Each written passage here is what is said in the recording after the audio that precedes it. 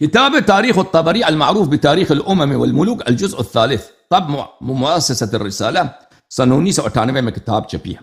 صفحہ 253 میں حدیث ہے عبد الرحمن ابن عوف کی، روایت کرتے ہیں وہ ابو بکر سے۔ ابو بکر اس حدیث میں مرتے وقت، ابو بکر نے مرتے وقت اس حدیث میں کچھ اعترافات کیے ہیں۔ اس نے کہا کہ بعض کام، بعض جرائم میں نے ایسے انجام دیے کہ کاش میں ان کو نہ کرتا۔ میرے جرائم میں سے جس کو میں نے انجام دیے کاش میں انجام نہ دیتا۔ فوددت انی لم اکشف بیت فاطمة عن شیء وان كانوا قد غلقوه على الحرب، سلام اللہ علی فاطمة الزہرا۔ اس نے کہا کہ یا میری خواہش یہی ہے کہ ایک مرتے وقت وہ کہہ رہا ہے، بچتاوا ہے، ندامت ہے، حسرت ہے کہ کاش میں حضرت زہرا سلام اللہ علیہا کے گھر پہ ہجوم نہ کرتا، ان کے گھر کو بے پردہ نہ کرتا، اگرچہ ان لوگوں نے میرے لیے مجھ پر جنگ کرنے کی غرض سے اپنے گھر کے دروازے مجھ پر بند کیے تھے۔ گھر کے دروازے بند کیے ہیں، وہاں پہ جنگ کی تیاری ہو رہی ہے۔ اگرچہ وہاں پہ جنگ کی نیت کی تیاری کی وجہ سے گھر کے دروازے بند کیے ہیں، کاش میں اس گھر کے دروازوں کو نہ توڑتا، میں اس گھر کو برباد نہ کرتا، میں اس گھر کو بے پردہ نہ کرتا۔ ٹھیک ہے نا بھائی؟ بھائی جس کی خلافت کی اساس جس کی خلافت کی ابتدا کس سے بات کہ اہل بیت النبوہ، اس کی خلافت کے وہ اپنی زبان سے کہہ رہا، اس کی خلافت کے مخالف ہیں۔ وہ ہو سکتا ہے بھائی، ہو سکتا ہے حضرت زہرا سلام اللہ علیہ سیدۃ نساء اہل الجنہ اپنے بابا کے وصی کے مخالف ہوں اور ان کے اپنے گھر میں جنگ کی تیاری ہو رہی ہو۔ اور بھائی یہ ہو سکتا ہے یہ مسلمان تھے اہل بیت علیہ الصلوۃ والسلام، یا مثلا نستجیر باللہ کفار کے ساتھ ملے ہوئے تھے، ہو سکتا ہے ان کے بابا کا کوئی برحق وصی ہو اور وہ اپنے گھر میں جنگ کی تیاری کر رہے ہیں ابو بکر کے خلاف۔ او مشائخ مجھے جواب دینا، تو یہ واضح دلیل ہے کہ ابو بکر پہ کوئی نص نہیں ہے۔ اگر نص، یہ خود ابو بکر کا اعتراف ہے کہ اہل بیت علیہ الصلوۃ والسلام اس کے خلاف عسکری اور ملٹری تیاری کر رہے تھے اپنے گھر میں، اور انہوں نے ان کے گھر پہ حملہ کیا، اور یہ اس باب سے بچتا ہوا رہے کہ کاش میں حملہ نہ کرتا۔ تو واضح بات ہے جب اہل بیت علیہ الصلوۃ والسلام مطہر ہیں، رسول پاک صلی اللہ علیہ وسلم نے فرمایا انی تارک فیکم من ان اخذتم به لن تضلوا بعد ابدا، کتاب اللہ و عترتی اہل بیتی۔ اہل بیت علیہ السلام کی اطاعت کرو، اگر اطاعت کرو گے تو کبھی گمراہ نہ ہو جاؤ گے۔ تو وہ تو ہو ہی نہیں سکتا، وہ خود ہی خلیفہ ہیں، وہ تو ہو ہی نہیں سکتا اگر کوئی برحق خلیفہ ہو ان کے خلاف وہ جنگ کی تیاری کریں۔ پھر اس نے کہا وددت، اور میری تمنا یہ ہے ان یوم سقیفۃ بنی ساعدہ كنت قذفت الامر في عنق احد الرجلين يريد عمر وابا عبیدہ فكان احدهما اميرا وكنت وزيرا۔ اور میری یہ تمنا ہے کہ سقیفہ بنی ساعدہ والے دن خلافت کو میں پھینک دیتا دو، یا ابو بکر کی عمر کے گردن پر یا ابو عبیدہ کے گردن پر، اس کے گردن پہ میں پھینک دیتا خلافت کی ذمہ داری، اور ان میں سے ایک امیر بن جاتا اور میں ان کا ساتھی، میں ان کا معاون بن جاتا۔ دیکھو عزیز، سب سے بڑا عزت یہ ہے، دنیا میں تو بڑا عزت ہی نہیں ہے کہ انسان رسول پاک صلی اللہ علیہ وسلم کے بعد اس کا برحق وصی ہو، برحق وصی ہو، یہ اس سے بڑا عزت ہے۔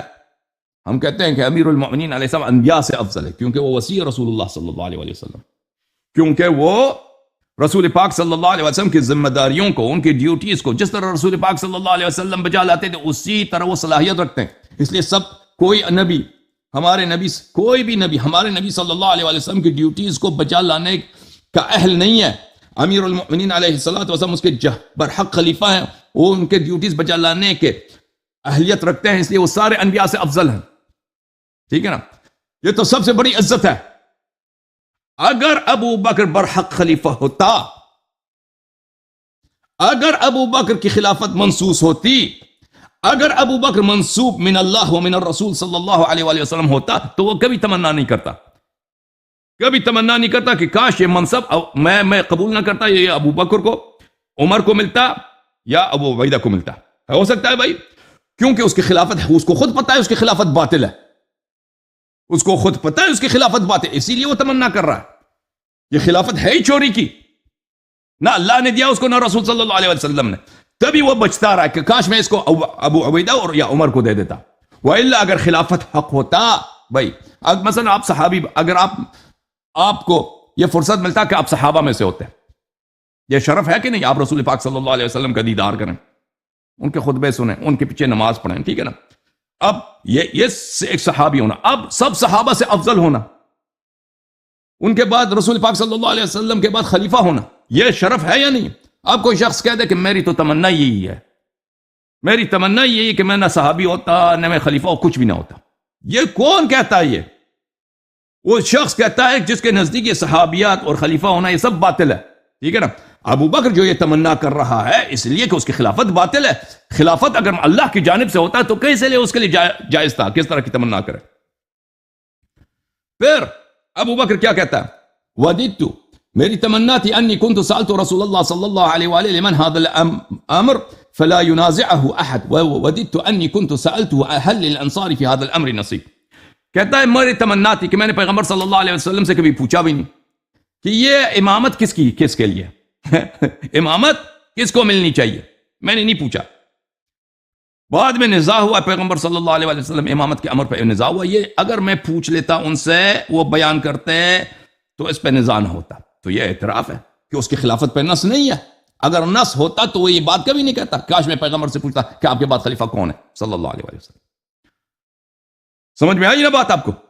اور یہ بات اس کی جھوٹ ہے, اتنی احادیث زیادہ ہیں, اتنی اور یہ طعن ہے پیغمبر صلی اللہ علیہ وسلم پہ کہ امت میں نزاع پیدا ہوا ہے امامت کے مسئلے پر, اس وجہ سے پیدا ہوا کہ پیغمبر نے بیان نہیں کیا صلی اللہ علیہ وسلم. قصور کس کا ہے؟ پیغمبر کا. اور یہ کوئی بھی شخص پیغمبر صلی اللہ علیہ وآلہ وسلم کی شان میں ان سے کوئی خامی نسبت دے دے, کوئی برائی نسبت دے دے, کوئی خیانت, کوئی غدر امت سے, وہ اس لیے کہ امت میں ساری اختلافات کا جڑ مسئول کس کو بنا دے, ذمہ دار کس کو بنا دے؟ پیغمبر صلی اللہ علیہ وسلم کو بنا دے. اس کی تو یہ تو شتم نبی ہے.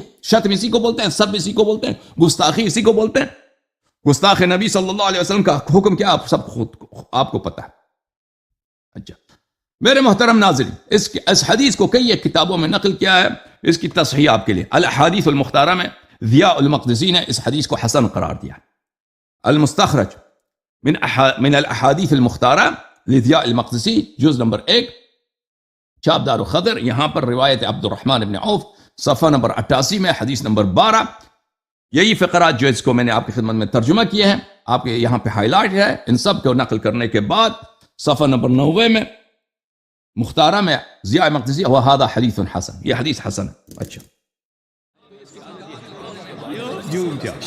جوم جاؤ پرواز کرو, کیوں فخر سے سر اٹھا, کیونکہ اللہ تعالیٰ نے تمہیں انتخاب کیا. صراط حق پر صرف تم ہو, صراط ایمان پر صرف کیا, کیونکہ اللہ تعالیٰ نے تمہیں انتخاب کیا. صراط حق پر صرف تم ہو, صراط ایمان پر صرف